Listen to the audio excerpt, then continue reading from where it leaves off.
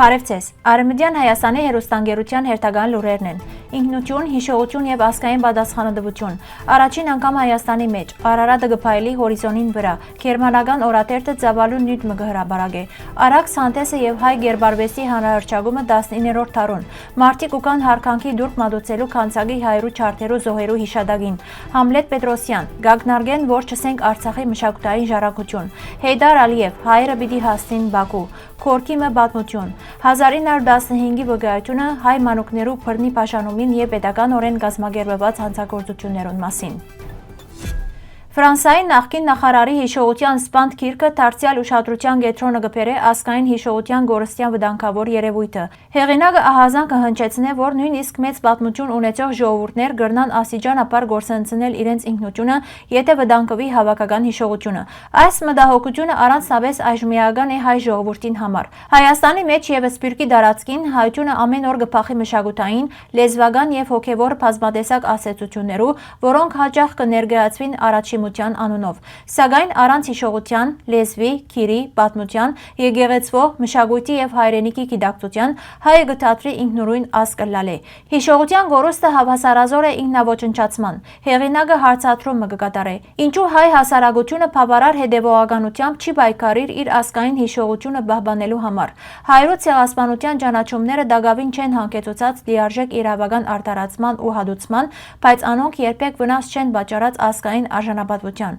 Ընդհակառակը, մոռացությունն է վտանգավորը, որովհետև անգվերացվի սեփական իրավունքներու մերժման։ Հայրենահանված հայության բազմամիլիոն սերունդներուն առջև գտրվի հստակ առաջադրանքը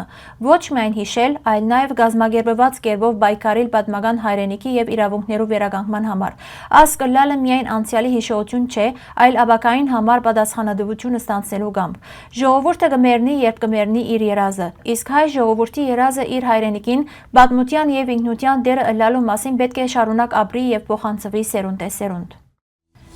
Գերմանական օրատերտը ծավալուն նյութ մը հրաբարագե առաջին անգամ Հայաստանի մեջ Արարատ գփայլի հորիզոնին վրա վերնակրով։ Հոդվածի հեղինակները կպատմեն երկրի բարդ պատմության եւ արագ զարգացող տնտեսության մասին, կգիսվին Երևան եւ Գյումրի կատարած իրենց այցելություններու դպավորություններով, կշեշտեն հին վանքերու գեղեցկությունը եւ կանդրադառնան տեղական գինեգործական ավանդույթներուն։ Նյութի դպակիր դարբերակը լույս տեսած է նոյեմբեր 15-ին 117,000 օրինագով, իսկ առցանց հրապարակումը նոյեմբեր 20-ին սկսյալ հասանելի դարձած է շուրջ 6,64 միլիոն ընթերցողի։ Սանկտ Պետերբուրգի Արաքս հանդեսը կներկայացնե արվեստաբան Արարատ Աղասյանը Հայաստանի Հանրապետության Գիտություններու ազգային ակադեմիայի արվեստի ինստիտուտի տնօրենի ժամանակավոր պաշտոնակատար պրոֆեսոր Աննա Ասադրյանի միջոցով։ Օրերս Գիտություններու ազգային ակադեմիայի արվեստի ինստիտուտի գիտական խորհուրդը առաջին անգամ լույս ընծայեց Արարատ Աղասյանի հայ գերբարվեստը Սանկտ Պետերբուրգի Արաքս հանդեսին մեջ մենակրությունը, որ կուսումնասիրե հանդեսի մեջ տեղ կդած գեղարվեստական նյութերը եւ կբացահայտե 19-րդ դարու հայ գերբարվեստի հանրահրճակման ընթացքին հանդեսի դերը։ Արաքսը հրադարակված էր բարձր դպականագով եւ դարածված Սանկտ Պետերբուրգի եւ ռուսական գայսրության շուրջ 30 քաղաքներու մեջ հայկական խոշոր համայնքներով։ Մենակրությունը կլուսաբանե հանդեսի պատմական նշանակությունը եւ հայ արվեստի զարգացման ու դարացման մեջ իր թերագադարությունը։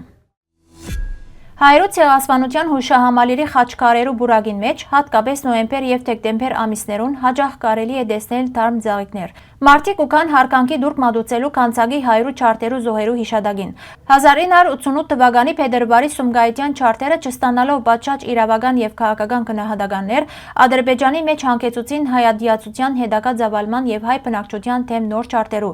Մասնավորապես քանցագի մեջ նույն դարվան նոյեմբեր եւ դեկտեմբեր ամիսներուն հնչող հագահայկական գոչեր ետք կսկսին հայ բնակչության չարտերը քաղաքի հայկական թաղամասին Սուրբ Գրիգոր Լուսավորիչ եկեղեցու մոտակայքը, ինչպես նաև շրջանի ամբողջական հայաթափումն ու այլ բնակավայրերեն հայրու զանգվածային արտագաղթը։ Երևանի Պետական համալսարանի մշակութաբան Համլետ Պետրոսյան անդրադառնալով Բաքվի պետական աջակցության փաստերու խեղաթյուրման գսե. Գարձեմ հաշտության եւ խաղաղության փորձերը միայն արտաքին երևույթ են, իսկ իրականության մեջ հագարագործը նույնն է եւ իր մտադրությունները չեն փոխված։ Ադրբեջանը պիտի շարունակե նույն քաղաքականությունը։ Հայերը կամ պիտի չլան, կամ պիտի ըլլան այնպիսին, ինչպիսին իրենք կուզեն, ունեզրկված եւ ամեն ինչի զիջող, ընդգծեց ան։ Ըստ Պետրոսյանի հայկական մշակութային ժառանգությունը նպատակաուղղված կերպով կոչնչացվի։ Ամեն ինչ, որ իրենց թեմ է, կվերացնեն, իսկ մնացյալը կներկայացնեն իբր ցերնալ չէ։ Մեր նպատակը դարձած է լրելն ու անդեսանելի ըլլալը։ Արդեն կան ակնարկներ, որ Արցախ բառը չօգտագործվի մշակութային ժառանգության մշտադիտարկման ծրագիրներուն մեջ, հետագային սահմանափակելով նաև Ղարաբաղցի եւ հայ բարերը, որովհետեւ այս բոլորը կխանգարեն համաշխարհային խաղաղության, շեշտեց ան, ավելցնելով, որ ի դարբերություն այսպիսի ակնարկներու Հայաստանի իշխանություններուն գոմե պաշտոնապես նման պահանջ չէ ներկայացված։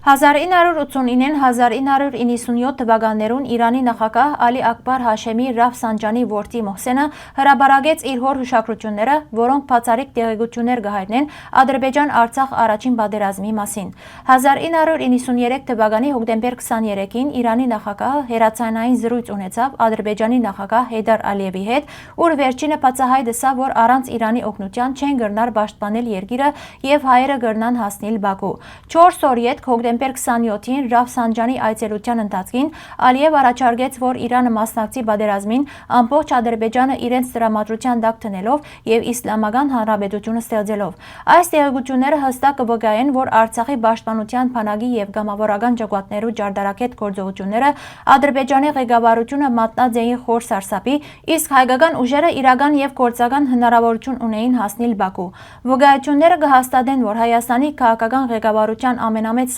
սխալներեն մեկը Բաքու չմտնելն էր։ Փաստերը նաև շեշտված կներկայացնեն, որ աբակային եթե ստեղծվի գրգին հաղթողի գարքավիճակով նման առիթ, պետք է խուսափել անցյալի սխալներեն եւ ապահովել խաղաղ, արժանապատիվ եւ ստեղծարար աբակա։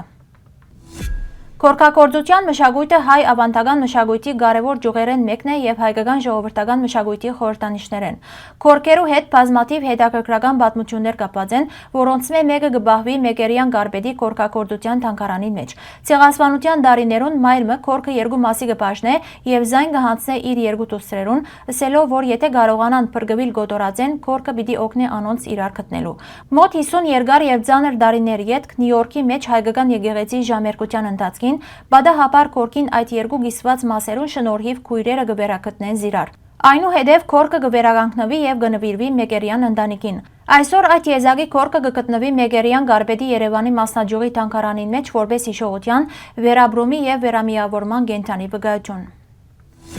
1915 թվականի օգոստոս 15-ին կազմված զեկույցի մեջ, ուր ուղղված էր օտարերկրյա տեսփանադուներուն եւ միջազգային շրջանակներուն, Օսմանյան կայսրության հայոց պատրիարք Զավեն Դեր Եղիայան ներկայացուց ցնցիչ ականատեսի վկայությունը հայերու դեղահանության ընթացքին գործադրված հանցագործություններուն մասին։ Վկայության համաձայն քաղաքներու եւ բերտերու հասնող հայ գիներու եւ մանուկներու կարավանները կգանգնեցվեին կառավարական շենքերու առջեւ, ուր մանուկները բռնի գերբով կբաժնվեին իրենց մայրերեն։ Դղակն ու աղջիկները կհավաքվեին առանցին սենյակներու մեջ, իսկ գիներու կարավանները ստիպված կշարունակեին իրենց ճամփան առանց իրենց զավակներուն։ Շրջակա գյուղերեն մահմեդական բնակիչներուն գոչ կուղվեր քալ եւ ընտրել երեխաները ըստ իրենց կամքին։ Այս վկայությունը անգամ եւս կհաստատե, որ հայերու թեմ իրականացված բռնությունները եղած են համագարկված, պետականորեն կազմակերպված եւ նպատակաուղղված գործողություններ, ուղղված հայ ժողովրդի մարմնական եւ հոգեվոր ոչնչացման։ Հարգելի հայրենագիտներ, այսօրվան համար այսքան էինք նախատեսած։ Շնորհակալություն ձեր ուշադրության համար, լավ մնացեք։